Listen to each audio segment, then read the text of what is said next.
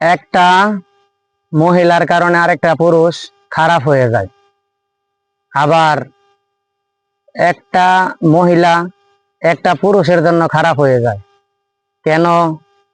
একটা স্বামী যদি আরেকটা মেয়ের সাথে পরকীয়ায় লিপ্ত হয়, তখন তার ঘরের বউ কিন্তু থাকতে চাইবে না, সে বাপের বাড়িতে চলে যাবে, এটাই স্বাভাবিক। আবার কিছু কিছু স্বামীরা আছে যে বউ যদি আরেক ছেলের সাথে কথা কয়, এই বউকে রাখবে না, বুঝছেন? তা এরকম ভাবে মনোমালিন্য হয়ে অনেকে সংসার ভেঙে যায়। কারণ এগুলা করবেন না ভাইয়েরা, বোনেরা। ভাইয়েদেরকে বলি, ঘরে যে বউ আছে এই বউ রেখে অন্য কোনো মেয়ের সাথে যাবেন না। আবার মেয়েদেরকে বলি, ঘরে স্বামী আছে, অন্য কোনো পুরুষের সাথে স্বামীকে ছেড়ে চলে যাবেন না।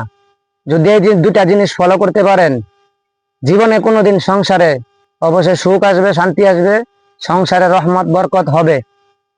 যদি ভিডিওটা ভালো লেগে থাকে, অবশ্যই রিকোয়েস্ট থাকবে সবাই ভিডিওটা শেয়ার করে দিবেন।